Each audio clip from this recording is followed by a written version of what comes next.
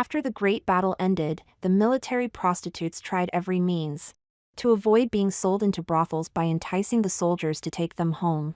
When that silent, dark-skinned centurion came to find me, the entire camp was left with only me and an old military prostitute suffering from a terminal illness. She laughed at me. Yao Yao, if someone is willing to take you away, just go. Who are you waiting for? Could it be the infinitely glorious Junior General Pei who is about to marry the princess? I said I needed to think about it. That night, Pei Ziwen pinned me to the bed. He gripped my chin, forcing me to tilt my head up to look at him. I'm going to marry the princess. Are you jealous?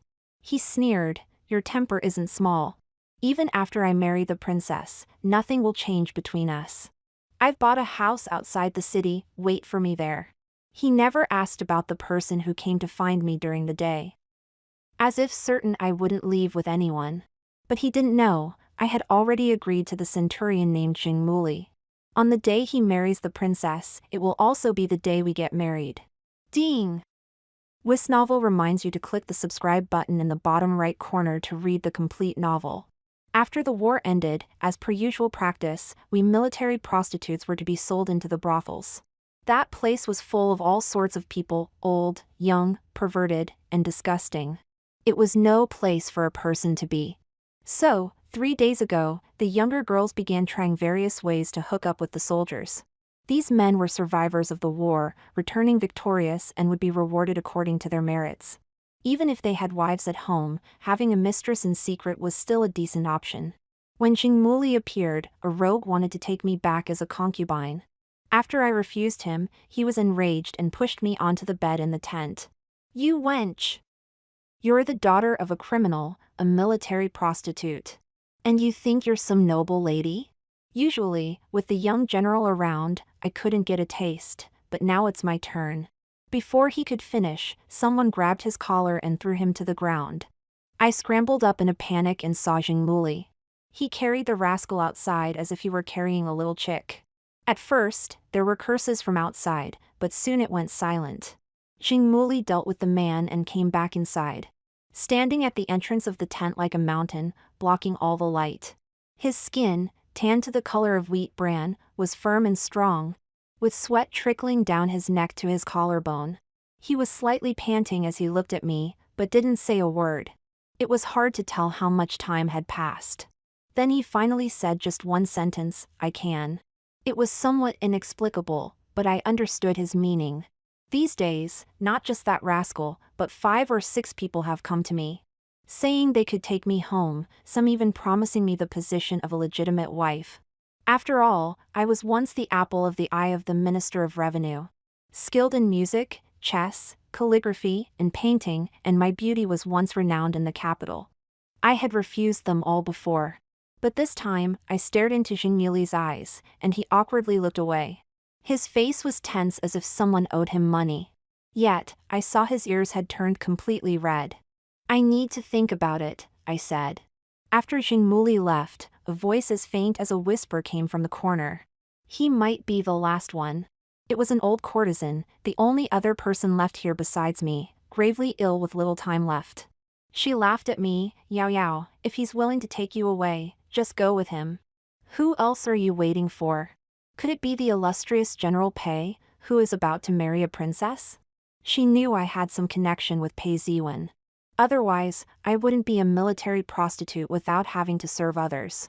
I would only go out every 2 days at night with my instrument. To have such privileges, it could only be because of the now highly decorated and illustrious General, Pei Ziwen. She thought Pei Ziwen treated me as a plaything, and I shouldn't be pining after someone so unattainable. But she didn't know, it was never me who refused to let go. The night Jing Muli came to find me, Pei Ziwen summoned me over. I was holding a zither when I entered his tent, only to be pressed onto the table from behind. Pei Ziwen's hand explored inside my clothes while his other hand gripped my neck, forcing me to tilt my head back. His kiss was like a storm, devoid of gentleness. Today, for some reason, he was unusually rough, from the table to the bed, from night until dawn. Exhausted, I lay weakly by the bedside. Pei Ziwen embraced me from behind and asked, I'm going to marry the princess, are you jealous? He paused and then added, What right do you have to be jealous of the princess? Qiao Yao, you are no longer the famous peony of the capital. This title, long unheard, inexplicably stirred some memories within me. Back then, I was quite renowned in the capital. Many sons of officials admired me, Pei Ziwen being one of them. Among those playboys, his pursuit was particularly unconventional. He would climb to the top of my family's courtyard, risking being beaten by my father, to place a dewy plum blossom on my windowsill. During the Lantern Festival, he bribed the girls at the brothel in advance, so that when I passed by with a few sisters, those girls would lean on the railing upstairs, waving handkerchiefs of various colors, pieced together to form the character Yao. My parents and brother scolded him for being disrespectful. But they didn't know, that night when I looked up at him, the stars were shining. And he was among the girls, showing a set of white teeth, smiling with a roguish charm. My heart suddenly skipped a beat. At that time, Country C and Country Y had just gone to war, and many sons of noble families were sent to the battlefield to earn their stripes. Pei Ziwen was among them. They hurried to the battlefield, and I didn't have the chance or the position to see him off. Yet, that morning, there was still a fresh red plum blossom on the windowsill. Underneath was a note, with flamboyant handwriting, just like him. Wait for me to return in glory and marry you. I couldn't wait for him to return. My father ended up with a heavy crime for siding with the wrong faction. Father and brother died, mother also took her own life. Only I was left, thrown into the military camp to become a camp prostitute. On the first night, dozens of men barged in, like hungry wolves, forcing me into a corner. This is the peony of the capital, the unattainable Qiao Yao. I heard many sons of the capital wanted to marry her. She is indeed beautiful. Tonight, let's deflower her. A despair I had never felt before enveloped me. I was trembling all over, unable to move. Thinking maybe it would be better this way, dying seemed quite good. Suddenly, someone in silver armor rushed in, a bloodstained spear directly blocking those disgusting gazes in front of me. You dare touch my woman? Courting death. After 3 years, seeing Pei Ziwen again. He was darker and thinner, a scar on his side face made him look somewhat fierce. But facing me, he held me in his arms like a precious treasure. Thank goodness, you're okay. Because of the lingering fear, his hands were still slightly trembling. Afraid I would fall ill in such an environment, Pei Ziwen let me move to his tent. And whenever he had time, he would take me to nearby streams and grasslands to relax. He knew I loved the zither, and somehow found one in the barren countryside, placing it on my bed like a treasure. I played a tune for him, and he smiled as if basking in spring sunshine. To hear Yao Yao play a tune, it's worth dying for. At that time, I truly believed I could entrust my life to him. Pei Ziwen was very capable, achieving great military success in just 1 year, rising rapidly. With his protection, no one dared make advances towards me. He socialized with those commanders more and more late into the night. Occasionally, they would call some young and beautiful camp prostitutes, indulging in debauchery in the main tent. I could hear those unbearable sounds, at first deceiving myself into thinking Pei Ziwen was definitely not among them. Until one night, he suddenly turned me over on the bed, forcing me into a humiliating position at the bedside. I realized what he wanted to do and instinctively pushed him away. He frowned. This doesn't work either? Never mind, let's sleep. He went to take a shower in frustration, but still held me to sleep as usual. Yet my mind was filled with the words he didn't finish. They all work. Why are you, of all camp prostitutes, the only one who doesn't? My heart sank to the bottom. The battles were frequent, Pei Ziwen was constantly busy, coming to see me less and less. Some bold military ruffians thought I had been abandoned, sneaking into my tent at night, covering my mouth and nose tightly, pressing their foul-smelling mouths against me. I struggled in terror, slapped hard on the face. In an instant, my ears buzzed, my mind went blank. Fortunately, Pei Ziwen returned in time, kicking the man away and holding me in his arms. I thought he had dealt with the rogue, but unexpectedly, a few days later, I saw that man again. He stood unharmed by the roasted lamb, laughing and joking with others. How could General Pei really go against me for a whore? He even invited me for a drink, saying women are like clothes, but brothers are life and death comrades. That woman is really tender. Too bad I didn't get her. I'll definitely have her if there's a chance. Meeting my gaze, he licked his lips, disgustingly. The nightmare-like scene reappeared before my eyes. Terrified, I asked Pei Ziwen about this matter. At that time, he was reading at the desk. Hearing this, his beautiful brows slightly furrowed. He pulled me onto his lap, his hand stroking the back of my neck. Yao Yao, privately, his uncle is my deputy, saved my life, I can't deal with him. Publicly, what reason do I have to deal with him? For insulting a camp prostitute? I stared at him blankly. His hand had already explored under my skirt, frivolous and casual. In the midst of confusion, he comforted me. You are mine, you won't be bullied by others, just wear more when you leave the tent. I felt like I was meeting this man for the first time. From then on, I knew, men are unreliable. To escape this hell, I must rely on myself. Ever since the news about disbanding the military prostitutes spread, Pei Ziwen knew that many people had secretly approached me, wanting to take me away. But he never asked about it, nor did he step forward to assert his claim. It was as if he was certain I wouldn't leave with anyone. He lightly bit my ear, but I turned my head to avoid him. He chuckled, "You've got quite the temper. Even after marrying the princess, nothing will change between us. I've bought a house outside the city, and that will be our home in the future." It seemed he had forgotten the red plum blossoms he placed on my windowsill that year. He also forgot how, 2 years ago, when he lost and then found me again, he cherished me like a treasure, saying, "Yao Yao, when the war is over, I'll marry you." What he truly wanted to marry was the exceptionally talented and beautiful daughter of the Qi family. To him, I had already become a military prostitute. Everyone could abandon me. But I couldn't abandon myself. I smiled and leaned gently against him without saying a word. Pei Ziwen didn't know that before I came to see him, I had sent a message to the centurion named Jingmuli. I agreed to his proposal. On the day Pei Ziwen married the princess, I would marry Jingmuli and return to J City with him. This was my only way to escape this hell.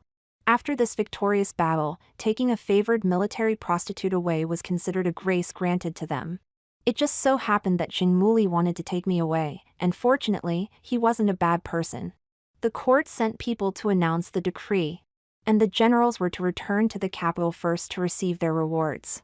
That evening, Pei Ziwen hosted a banquet for those officials. In the main tent, amidst the clinking of glasses, someone, out of boredom, mentioned, "I've heard that Qi Yao Yao is here with you?"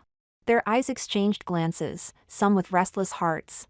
We've long heard of the famous peony of the capital. Not only skilled in the 4 arts but also exceptional in dance. Why not have her come and perform a dance to liven things up? Just asking for a dance showed they were still mindful of appearances. Pei Ziwen had no reason to refuse.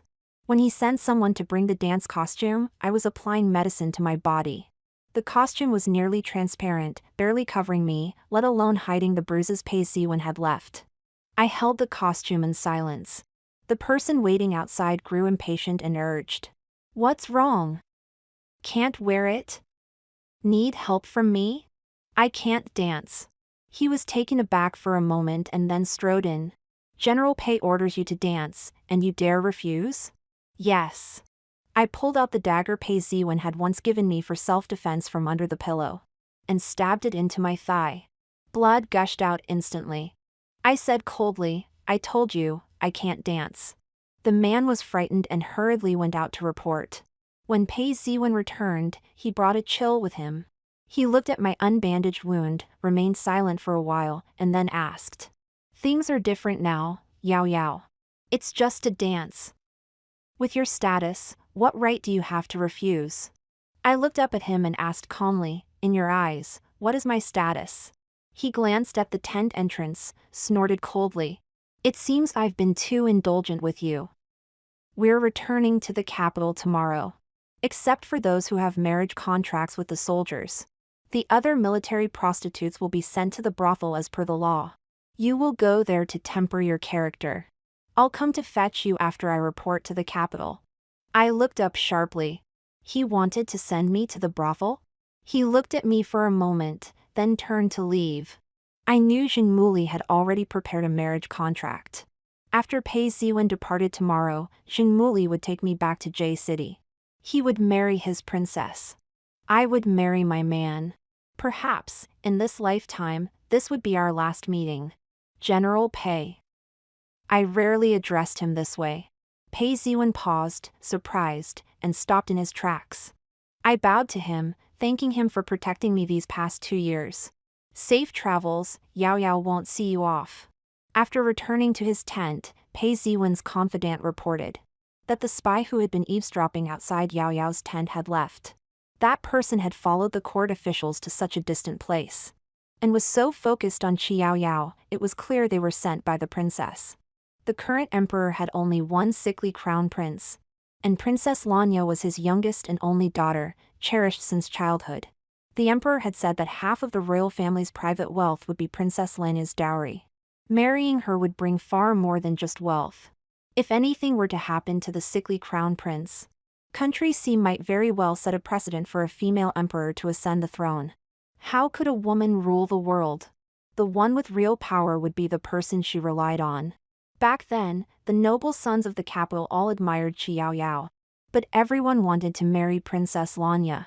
Pei Ziwen, young and reckless at the time, loved Qi Yao Yao's talent, her beauty, her purity.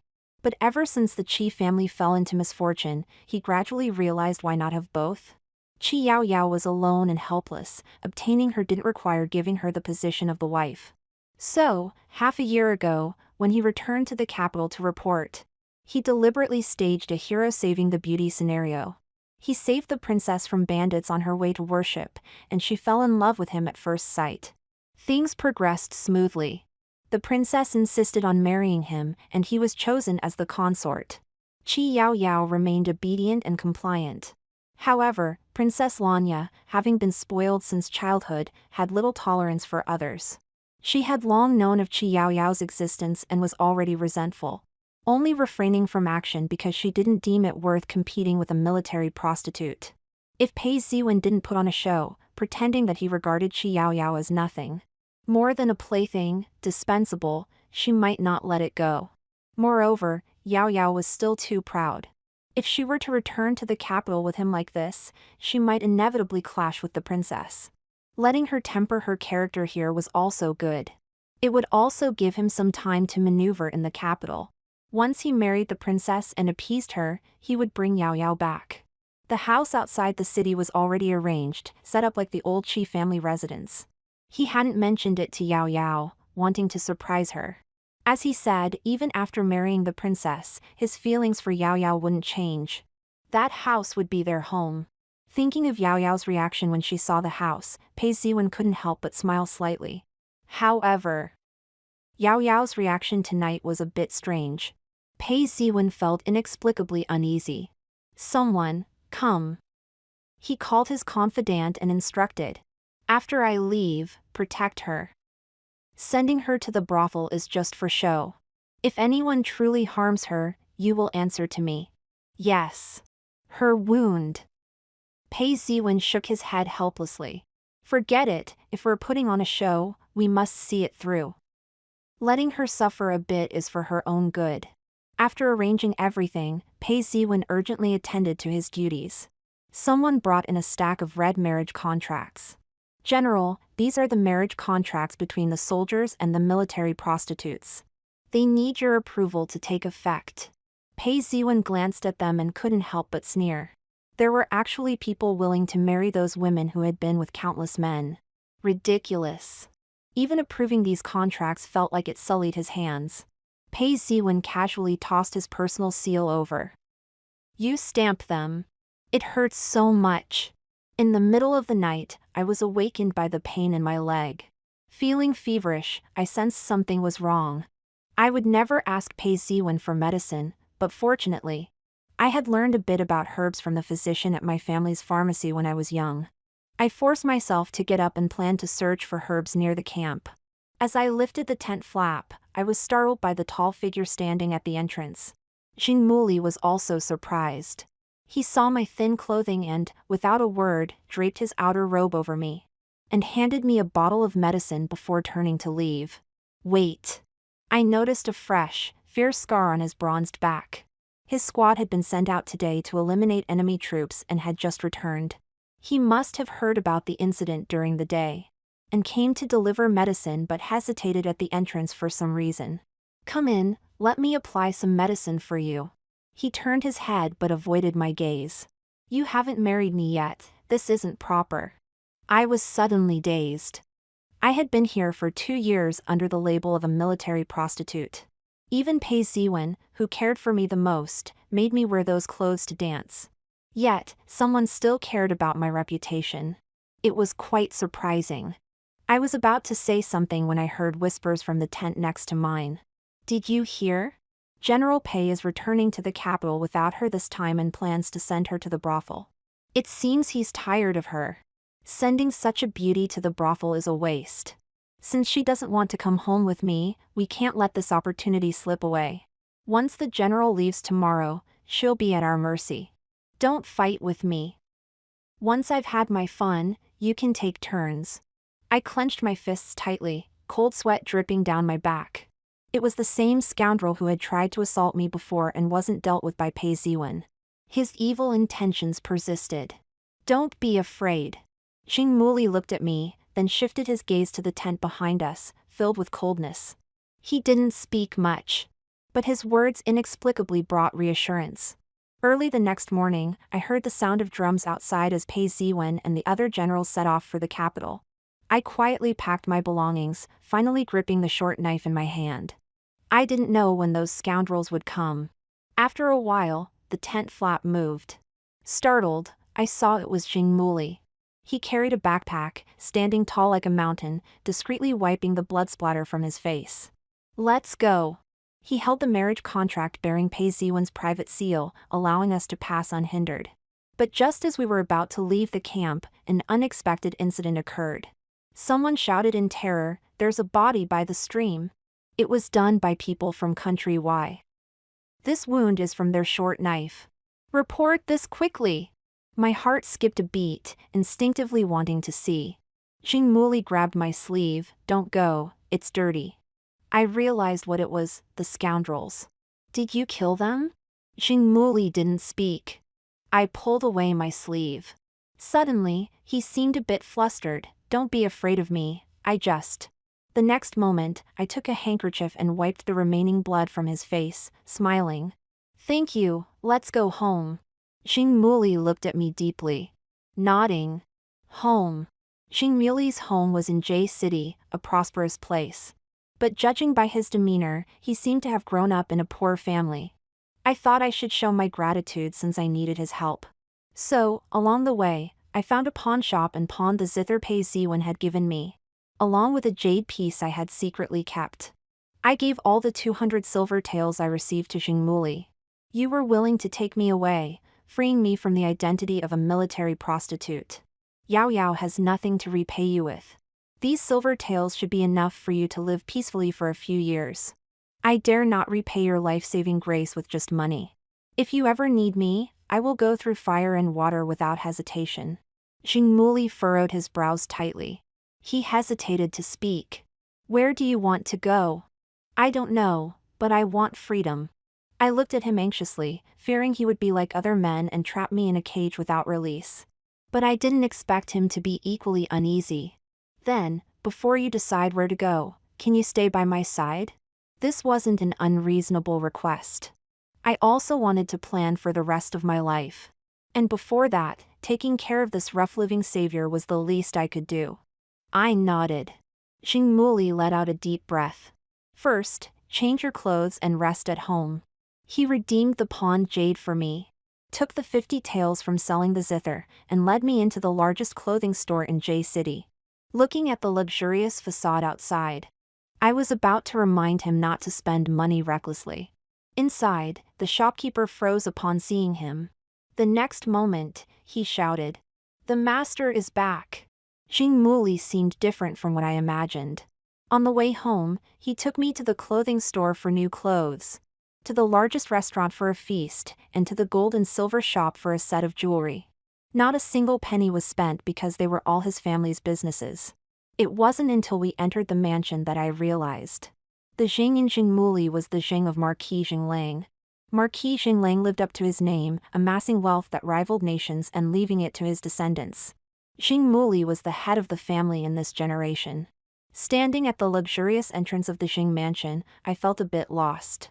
The whole clan rushed to welcome Xing Muli, tears streaming down their faces. "Heaven bless, master, you have returned safely." They looked at me. "And this is?" Xing Muli restrainedly held my wrist, speaking firmly.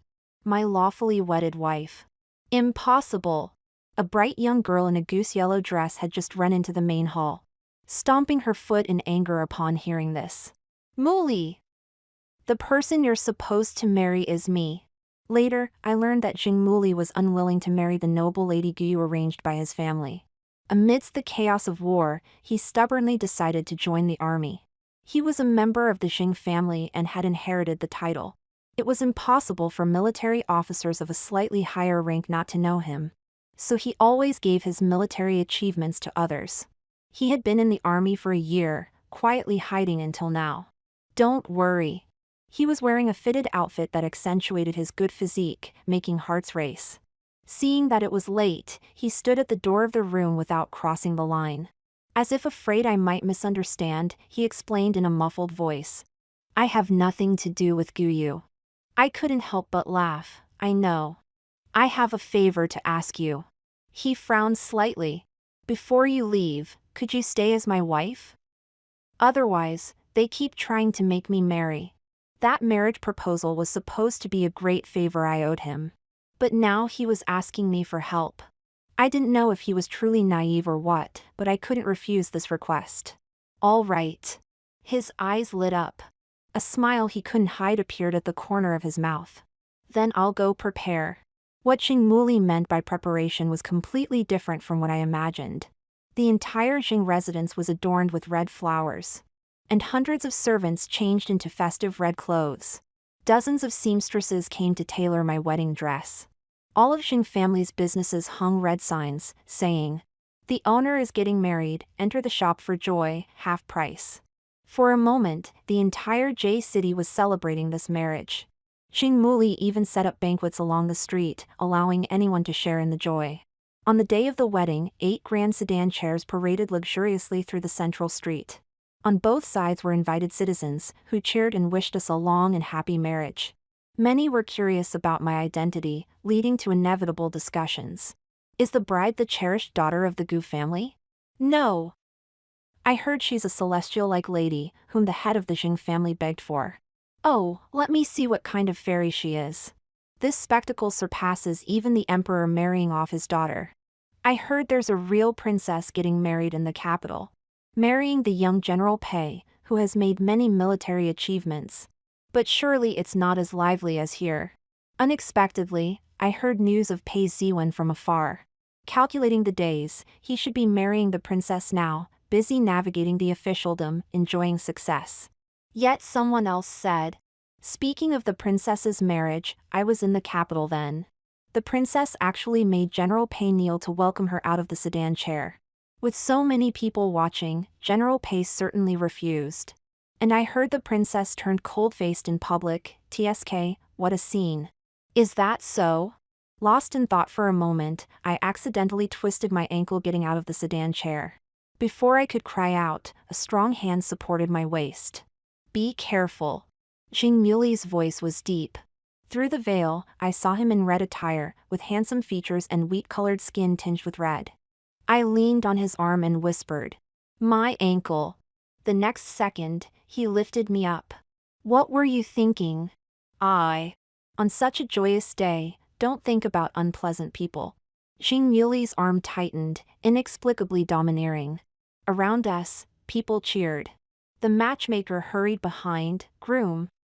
This is against the rules," he replied. "From now on, my wife's preferences are the rules of the Xing residence."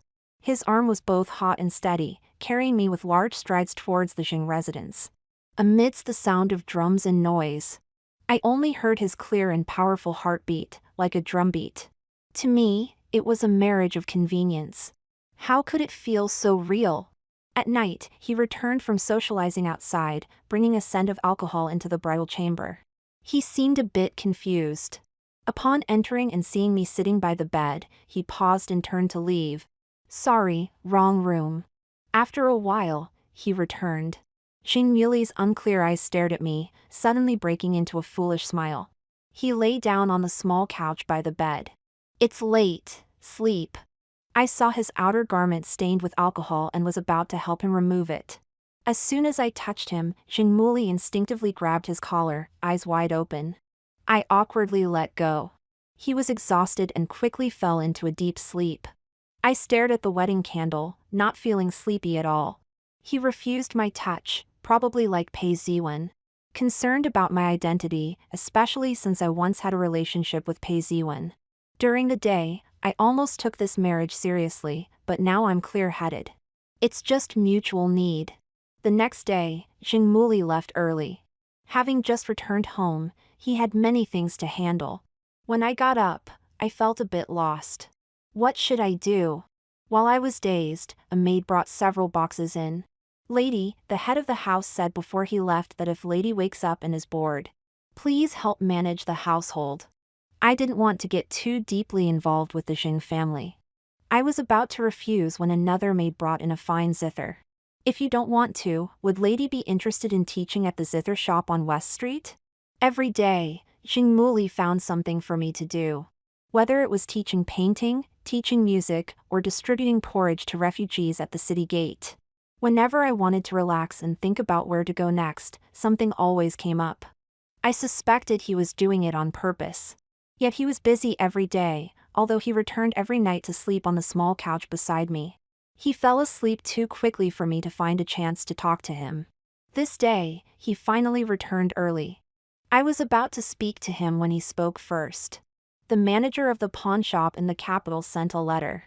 A woman pawned a piece of jade, identical to the one you pawned before. It seems to be from your Qi family. I was stunned. This piece of jade was given by my mother, half to my brother and half to me. After my brother married, he gave it to his wife. After my father, brother, and mother passed away, my sister-in-law, like me, became a military prostitute. After receiving Pei Ziwen's protection, I asked him to find my sister-in-law. He said he heard she was no longer around, but didn't see the body. Does that mean my sister-in-law is still alive? If it's truly her, now that I'm free, I must help her. Seemingly understanding what I was thinking, Xingmuli reassuringly patted my hand. I'll go with you. Pei Ziwen had just returned to the princess's residence when he saw Princess Lanya sitting on the swing, having her nails painted by a maid in the large courtyard. A woman lay on the ground, her cheek swollen from a slap, crying and begging for mercy. Your Highness! I won't sing anymore, I promise I won't sing again, please spare me. Pei Ziwen recognized her as the singer he had praised the previous day for her voice. As sweet as a nightingale when he passed by the stage. The young singer had exchanged a glance with him, blushing and lowering her head. Yet, just a day later, she was brought into the residence by the princess and tormented beyond recognition. This wasn't the first time. Since his return to the capital, whether it was the dancers they hired for banquets with colleagues, or the young and beautiful maids at home, all were secretly dealt with by Princess Lanya. This woman's possessiveness was overwhelming, and Pei Ziwen frowned slightly. Princess Lanya raised an eyebrow. Does it pain you to see me deal with her, my dear husband? Of course not, Pei Ziwen smiled. A mere singer, if she upset the princess, naturally she should be dealt with. This was the truth. Just a singer, if Princess Lanya wanted to deal with her, so be it. However, Pei Ziwen still felt a bit uneasy, and turned to see the red plum blossoms budding in the corner of the courtyard, pausing in surprise. The more assertive Princess Lanya became these days, the more frequently he thought of Qiao Yao. Her gentle and considerate nature, her shy and obedient demeanor. He wondered if she had become more restrained now. The brothel was a place frequented by ruffians and hooligans, likely scaring her terribly. When he brought her over, she might be even more docile and dependent on him. He needed to comfort her well. Thinking of this, Pei Ziwen felt a bit restless. It was best to bring her over sooner. If he kept her in the suburban courtyard and acted cautiously, the princess might not find out. He really missed her a bit. It was around this time that I entered the capital. Xingmuli went to meet the pawnshop owner. and I saw a woman on the street whose back looked like my sister-in-law's. I instinctively followed, only to be caught off guard when someone grabbed my wrist. I turned to meet Pei Ziwen's astonished gaze. Yao Yao. I was also stunned. I had been thinking of finding my sister-in-law quickly and leaving, never expecting to see Pei Ziwen again. Did they bring you here so soon? The joy in his eyes flashed briefly. Then he frowned, but you shouldn't appear here directly. If the princess sees you, we'll both be in trouble. Without further ado, he pulled me into the tavern. Come with me. Unexpectedly, as soon as we entered the private room, there was a commotion downstairs. Someone violently kicked open the door, and guards lined up in 2 rows as a noblewoman elegantly walked in, looking at us with a cold smile. I was wondering what my dear husband has been busy with lately. Turns out he's been secretly meeting a beauty here. Without a word, Princess Lanya had me taken to the princess's residence. Since my husband likes her face so much, why don't I peel it off and hang it by his bedside every day? Your Highness. Pei Ziwen stood in front of me. But the effect was quite the opposite. Princess Lanya's face turned cold. Are you protecting her? Have you forgotten your status? She looked at me, then at Pei Ziwen, and suddenly laughed. How about this, you ruin her face with your own hands, and I'll let her go. Pei Ziwen clenched his fists. He knew Princess Lanya wasn't just trying to scare him. He trembled as he took the dagger she handed over, a struggle of pain flashing in his eyes. Then he slowly walked towards me. Yao Yao, to protect your life, I have no choice. Your Highness, I stepped past him and looked at the princess. If I can solve the problem in your heart, can I save my own life? Princess Lanya looked at me unexpectedly. Go ahead. I slowly approached and whispered something in her ear. She became more and more surprised. Finally, she laughed heartily. Chi Yao Yao, you're quite interesting. She was about to say something else when the steward hurriedly came to report. The crown prince is here. Princess Lanya quickly tidied her clothes and went out to greet him, ordering me to be locked in a side room. Not long after, Pei Ziwen leaped in through the window. Yao Yao, I'm sorry you had to suffer. He reached for my hand, but I turned away to avoid him. Pei Ziwen was somewhat displeased. This is not the time to be mad at me. If you hadn't appeared on your own, the princess wouldn't have found out. So, General, you mean I should always be confined to a small courtyard? Never stepping out, never seeing the light of day. Yao Yao, that's not what I mean. I miss you very much too. Pei Ziwen's gaze fell on my collar, his Adam's apple moved. And he pulled me into his arms, instinctively trying to kiss me, but I slapped him across the face. The slap echoed loudly. He stood there, stunned. Are you crazy? General Pei, since you're married, please have some self-respect. He pinched his brow, somewhat impatient. Didn't I say, even if I marry the princess, things between us won't change much? I am not like you, General. I took another step back, and Pei Ziwen pondered my words, doubtful. You seem different. Just then, the steward hurriedly opened the door, looking surprised to see Pei Ziwen inside. Pei Ziwen, with a stern face, said, Did the princess send you to find me? I know, I'll go over now. The steward looked at him and then at me, his expression complicated. I'm here to invite this lady. Pei Ziwen didn't notice his strange address, only furrowed his brow again. What does the princess want now? He turned back to give me a reassuring look. Don't be afraid, I'm here. I couldn't help but chuckle softly.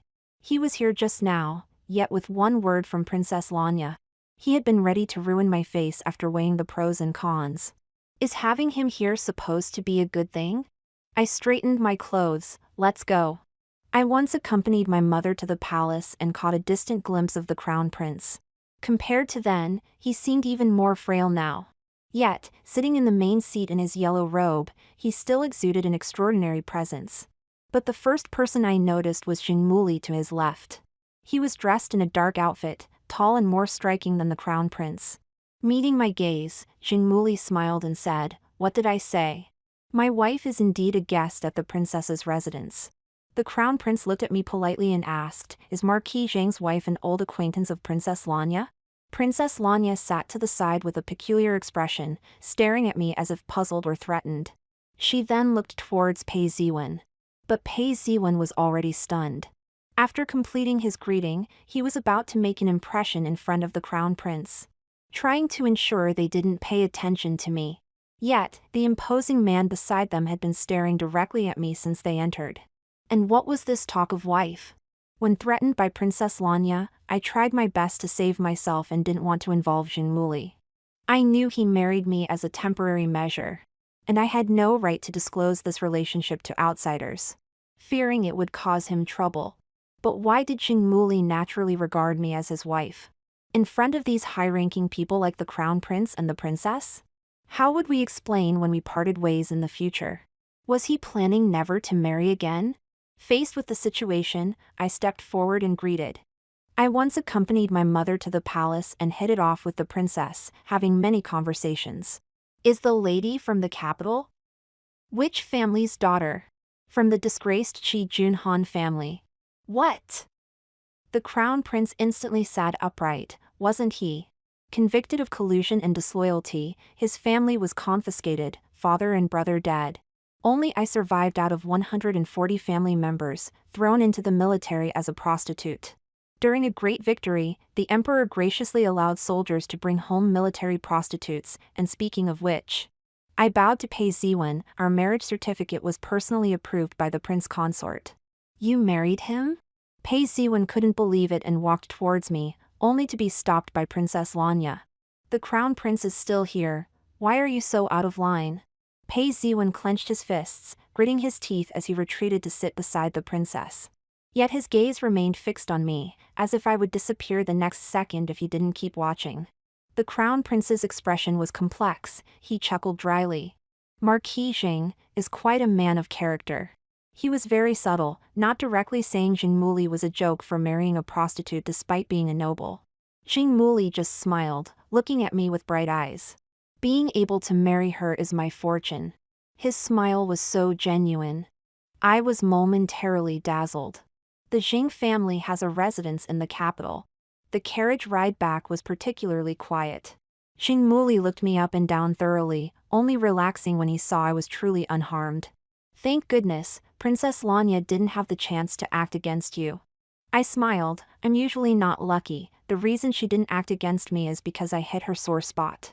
Since our marriage, Princess Lanya has been watching Pei Ziwen's movements daily. Whom he met, which lady he praised.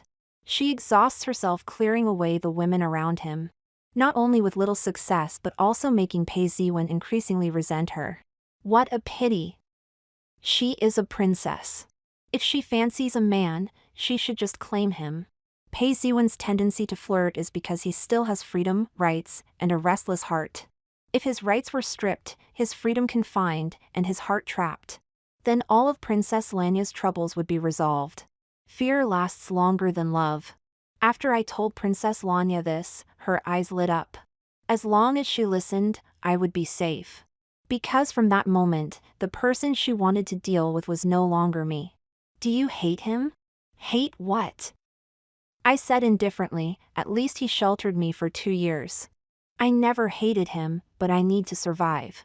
With Princess Lanya's methods, she would eventually tire of clearing women. At that time, she would naturally start dealing with the flirtatious ones. That day will come sooner or later. I merely expedited its arrival for self-preservation. I have no qualms. Jingmuli had someone draw a portrait of the girl with the jade pendant. But her age and appearance were far different from my sister-in-law. I was somewhat disappointed. Jingmuli said, I've increased manpower searching in the capital. We'll find her soon. Your sister-in-law might be with her. In this way, I owed Jingmuli a lot. He probably noticed my concern and immediately said, I help you find your sister-in-law, and you help me with a favor, all right? The palace sent someone to invite Jingmuli to the Mid-Autumn Festival banquet, specifically asking him to bring his family. Sorry to trouble you, Yao Yao, to accompany me. This wasn't the first time. He used some trivial matters to repay the favors I couldn't return. That evening, he was practicing swordsmanship in the courtyard, unaware that I was leaning against the door watching him. He was much taller than Pei Ziwen, with a tall and strong build. His muscles, when tense, were like a drawn bowstring, surging with potential energy beneath his skin. Wherever the sword wind reached, pear blossoms gently fell. He thrust his sword, his gaze following the blade until he saw me. I smiled gently, and the thin veil draped over me seemed to be unintentionally blown off by the wind, revealing half of my fragrant shoulder. Jing Muli's hand holding the sword trembled, and he immediately turned around to leave, but I stopped him. "Do you dislike me?" He abruptly stopped in his tracks and said in a deep voice, "How could I?" I walked up to him, forcing him to look at me. "Do you like me?" He was taken aback, and his face suddenly turned red. After a while, he finally spoke. "Do you remember the winter 2 years ago when Country Y crossed the river at night to launch a surprise attack, causing us heavy casualties?" Of course, I remembered. At that time, there was a lack of military doctors and no medical supplies. So Pei Ziwen and other generals ordered to abandon those who were too severely injured. Every night, I could hear the moans of some people growing fainter. The next day, there were more and more corpses covered with white cloth. I knew some medical principles, so I did my best to help find some herbs. That day, while drying herbs, I saw the pile of corpses suddenly move. And I was so scared that I fell to the ground, suddenly grabbed by a scarred hand around my ankle. A person with a face full of blood lay there, seemingly dead, but that hand wouldn't let go. Seeing that he was still alive, I quickly dragged him out. The military doctor said his injuries were too severe to save, and he should be sent back to the pile of corpses. I always felt he could survive. So I placed him under the shelter and treated him haphazardly with the herbs I randomly found. I wasn't some great benevolent person, just someone who needed a glimmer of hope to hold on to. I had fallen from grace, facing the chaos of war, not knowing if we would lose. Not knowing if Pei Ziwen would be in danger, and if he was, what terrifying situation I would face. At that time, I was on the brink of despair. This person was my glimmer of hope. If I could save him, did it mean my life was meaningful?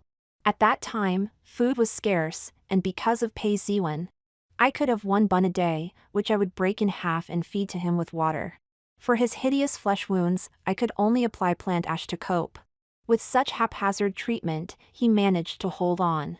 I don't know which day it was, but when I got up, I found the pile of corpses had been burned, and he was gone. At that time, I thought he hadn't made it through. After I recovered, I often went to see you. If you had no attachments, I would have confessed my feelings long ago. But at that time, you were fond of Pei Ziwen, and you smiled happily when you were with him. Even now, I can't be sure if your heart has returned, so I am waiting." I was stunned for a long time. What he said never treated me as a lowly military prostitute. His rejection of my advances was only because he thought I still liked Pei Ziwen. He was restraining himself to keep a distance from a woman who liked someone else. He was such a good person. Jing Muli helped pull up my clothes. With restrained control, he withdrew his hand. "It's chilly, don't." The next second, I placed his hand on my chest. The heartbeat pulsed against his palm through my skin. "Do you feel it?" "It's back, now beating for you." Jing Muli looked deeply at me. I took a step closer, pressing against his warm skin. "Since you went through so much trouble to marry me, you can't keep delaying me forever."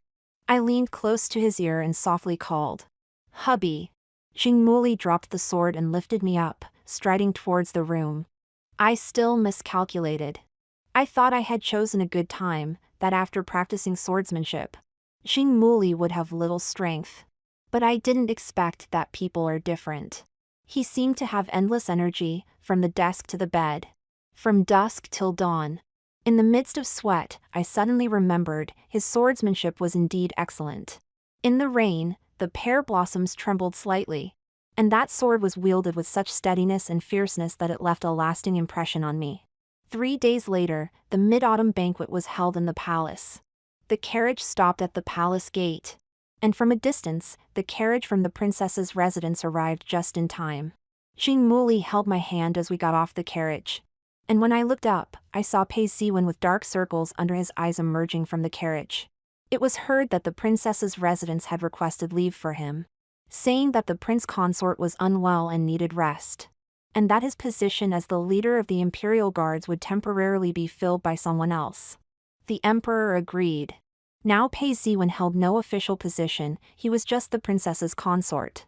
As Pei Ziwen stared at me in a daze, a voice of reprimand came from inside the carriage. "Prince Consort, aren't you going to help the princess out?" Pei Ziwen's hand clenched and then relaxed. He turned expressionlessly, bent over, and extended his hand to help the elegantly dressed Princess Lanya out of the carriage. Princess Lanya saw us and greeted warmly. "Marquis Zhang and Madame have arrived too? Let's go together." I smiled as well, tacitly choosing not to mention past entanglements. As I withdrew my gaze, I noticed Pei Ziwen staring directly at the faint marks on my neck. His pupils trembled, seemingly shocked and resentful. The recent reprimand from the attendant didn't make him lose his composure. But now he clenched his fist and uncontrollably took a step toward me. In the next moment, Xing Muli stepped sideways to block him. Though he was smiling, his voice carried no hint of amusement, only warning. "The sun is quite strong, the princess is delicate and cannot be exposed. Shouldn't the prince consort be helping with the fan?" Princess Lanya sneered from the side. "What are you looking at, as if you're lost your soul?" Only then did Pei Ziwen retreat, awkwardly helping Princess Lanya shield from the sun. "It was my oversight. Humph, even the prince consort isn't as considerate as Shuemo, you should indeed reflect." Shuemo was the eunuch serving Princess Lanya in the palace. She said Pei Ziwen wasn't even as good as a eunuch, which was a blatant insult. Pei Ziwen's hand veins bulged, yet he responded politely. "Your Highness, when can I resume my duties?" Princess Lanya covered her mouth with a smile. "When the prince consort becomes sensible, I will naturally allow you to resume your position." What counts as sensible was entirely up to Princess Lanya. Pei Ziwen's face turned pale, following behind like a walking corpse. During the banquet, I accidentally spilled wine, and while changing clothes, someone flipped down from the beam and covered my mouth before I could scream. Pei Ziwen stared at my neck, his eyes wide with rage. "He touched you?" I struggled to pry his hand away to breathe. "I am married to him now, is it strange for us to be intimate?" "Impossible, absolutely impossible." He shook his head. "Not to mention you always loved me. Even Xing Muli, born into nobility and wealthy beyond measure, why would he marry you, a military prostitute?" I stared at him expressionlessly. "I only became a military prostitute because my family was convicted, but I never debased myself. General Pei, you played with my feelings while climbing up through the princess for power. That's what's debased." Pei Ziwen became anxious. "Yao Yao. You know I only love you, since the first time I saw you at 15. My heart has been only for you. I married the princess for our future." He grabbed my hand. "I only realize now that what I truly want is you. I have some loyal subordinates, let's leave, go somewhere no one knows us and start anew." I withdrew my hand. "General Pei, I cannot do something like abandoning my family and eloping after marriage." "But you don't love him." "I love him." "You love him?" Pei Ziwen was stunned, repeating, "You love him?" I looked into his eyes and nodded firmly. "Yes, the person I love now is him." "And what about me?" Pei Ziwen suddenly laughed. "What do I mean to you now?" "General Pei, you are not in my heart anymore." "I don't believe it, let's go, I'll take you away." Pei Ziwen, seemingly deranged, came over to grab my shoulders, and I was pondering what to do. Suddenly, a familiar cold laugh came from behind the screen. Princess Lanya emerged from behind the screen, looking at Pei Ziwen with a mocking smile. "It seems losing your position hasn't restrained your restless heart one bit." Beside her, Xing Muli, for some reason, had ears red as if they were about to bleed. "Someone, inform the Emperor and Empress that the Prince Consort has gone mad. Formally resign from his position, and from now on, he will recuperate in the princess's residence, never stepping outside again." Pei Ziwen's face turned ashen. He murmured, "Your Highness, are you going to ruin me?" "How could I?" Princess Lanya caressed his face, speaking softly. "I love you too much, this is the only way to ensure you won't be taken away by others. You must behave, if you think of running, I can only break your limbs so you can't run anymore." She shook her head. "But I don't want that, I love your appearance, your spirited demeanor. Now you can only rely on my love for you, don't make me angry. Or if I grow tired of you, then you'll truly have nothing. Pei Ziwen was lost in thought. Before being taken away by the guards, he kept looking back at me. I couldn't quite decipher what that look meant. Resentment? Pleading? None of that mattered anymore. This should be the last time we meet in this lifetime. Xing Muli said the princess invited him to watch a play, intending to see me and Pei Ziwen rekindle old feelings. But unexpectedly, it was only him who reignited. On the way back, Xing Muli's mouth kept curling up. I turned to look at him. What are you happy about? He was stubborn. Nothing. But that night, he tightly embraced me from behind, whispering tentatively in my ear. Can you say it again, that you love me? Xing Muli had people searching the capital for half a month. Finally, they found the woman who had pawned the jade pendant in a rundown temple on the outskirts. She was wearing tattered clothes, feeding medicine to a frail woman lying on straw. I immediately recognized her as my sister-in-law, whom I hadn't seen in almost 3 years. She had suffered greatly, wandering and enduring hardships, and had been struggling with a severe illness for a long time. The woman she had once helped was now taking care of her. Xing Muli mentioned that there was a famous medicine in Jay City, and insisted on taking my sister-in-law back for treatment. Before leaving the capital, Xing Muli went to the palace. When he returned, he handed me a decree that pardoned my sister-in-law's status as a military prostitute. Once she's recovered, she can rightfully stay in J City with you. I held the decree, my eyes slightly moist. It must not have been easy for you to obtain this decree. Xing Muli, a bit embarrassed, said. Our Xing family doesn't have much, just some silver. And with the war just ended, the national treasury is quite empty. Moreover, J City has a miraculous medicine that can cure the crown prince's chronic illness. I promised to deliver it to the capital regularly. Such a huge price. Seeing my expression, Xing Muli quickly explained, it's not entirely for your sister-in-law. He said solemnly, the crown prince is kind and wise, destined to be a great ruler. If anything happens to him, power would fall into Princess Lanya's hands. You know her nature, ruthless and arrogant. How would the people have a good life under her rule? That made sense. I nodded and hurriedly prepared to take my sister-in-law back. What I didn't know was that after I left, Xing Muli breathed a sigh of relief.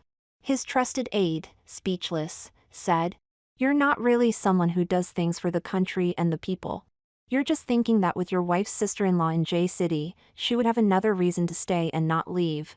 Once the crown prince's health is restored, the princess won't ascend to power. And her consort won't gain influence, which won't hinder you, right? Talking so righteously. Xing Muli slapped him on the head. If the lady hears this, you'll be sent back to farm. I heard news about Pei Ziwen again a year later. My sister-in-law's health had improved significantly, and she was embroidering with me in the courtyard. The steward, who had just returned from delivering medicine to the capital, mentioned a major incident at the princess's residence.